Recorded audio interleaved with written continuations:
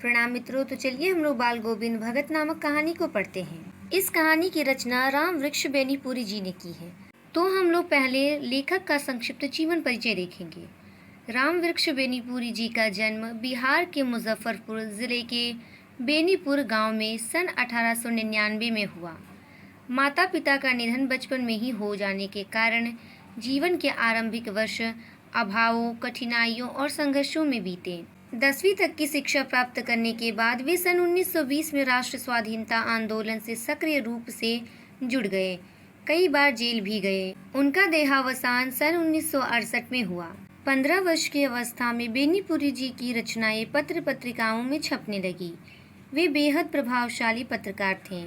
उन्होंने अनेक दैनिक, साप्ताहिक एवं मासिक पत्र पत्रिकाओं का संपादन किया, जिनमें तरुण भारत, किसान मित्र, बालक, युवक, योगी, जनता, जनवाणी और नई धारा उल्लेखनीय है। गद्य की विविध विधाओं में उनके लेखन को व्यापक प्रतिष्ठा मिली। उनका पूरा साहित्य बेनीपुरी रचनावली के 8 खंडों में प्रकाशित है।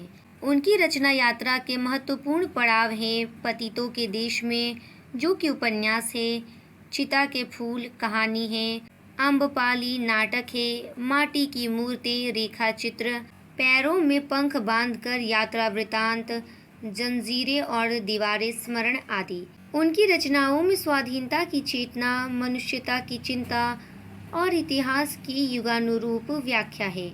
विशिष्ट शैलीकार होने के कारण उन्हें कलम का जादूगर कहा जाता है। लेखक का संक्षिप्त जीवन परिचय हम लोगों ने देख लिया। तो चलिए अब हम लोग कहानी को शुरू करते हैं। जैसा कि इस कहानी का शीर्षक है बाल गोविंद भगत, तो इस कहानी में बाल गोविंद भगत के विषय में ही बताया गया है। बाल गोविंद भगत मंझले कद के गोरे चिट्टे आदमी थे। 60 से ऊपर के ही होंगे। बाल पक गए थे। लंबी दाढ़ी या जटाजूट तो नहीं रखते थे, किंतु हमेशा उनका चेहरा सफेद बालों से ही जगमग किए रहता। कपड़े बिल्कुल कम पहनते। कमर में एक लंगोटी मात्र और सिर में कबीर पंथियों की सी कनपटी टोपी। जब जाड़ा आता एक काली कमली ऊपर से ओढ़े रहते। मस्तक पर हमेशा चमकता हुआ रामानंदी चंदन, जो नाक के एक छोर से ही औरतों के टीके की तरह शुरू होता। गले में तुलसी की जड़ों की एक बेडोल माला बांधे रहते। ऊपर की तस्वीर से यह नहीं माना जाए कि बाल गोविंद भगत साधु थे। नहीं, बिल्कुल गृहस्थ। उनकी गृहिणी की तो मुझे याद नहीं। उनके बेटे और पतोहू को तो मैंने देखा था। थोड़ी खेती बाड़ी भी थी। एक अच्छा साफ सुथरा मकान भी था। किंतु खेती बाड़ी करते, परिवार रखते भी बाल गोविंद भगत साधु थे। साधु की सब परिभाषाओं में खरे उतरने वाले। कबीर को साहब मानते थे। उन्हीं के गीतों को गाते, उन्हीं के आदेशों पर चलते। कबीर झूठ नहीं बोलते, खरा व्यवहार रखते। किसी से भी दो टूक बात करने में संकोच नहीं करते। ना किसी से खामखा झगड़ा मोल लेते। किसी की चीज नहीं छूते, ना बिना पूछे व्यवहार में लाते। इस नियम को कभी कभी इतनी बारीकी तक ले जाते कि लोगों को कौतूहल होता। कभी वह दूसरे के खेत में शौच के लिए भी नहीं बैठते। वह गृहस्थ थे, लेकिन उनकी सब चीजें साहब की थी। जो कुछ खेत में पैदा होता, सिर पर लाद कर पहले उसे साहब के दरबार में ले जाते, जो उनके घर से 4 कोस दूर पर था। एक कबीर पंथी मठ से मतलब वह दरबार में भेंट रूप रख लिया जाकर प्रसाद रूप में जो उन्हें मिलता उसे घर लाते और उसी से गुजर चलाते। इन सब के ऊपर मैं तो मुग्ध था, उनके मधुर गान पर, जो सदा सर्वदा ही सुनने मिलते।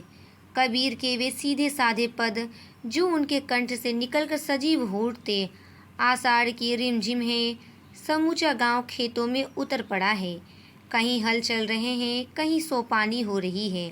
धान के पानी भरे खेतों में बच्चे उछल रहे हैं। औरतें कलेवा लेकर मेड़ पर बैठी है। आसमान बादल से घिरा, धूप का नाम नहीं। ठंडी पुरवाई चल रही। ऐसे ही समय आपके कानों में एक स्वर तरंग झनकार सी कर उठी। यह क्या है? यह कौन है? यह पूछना ना पड़ेगा।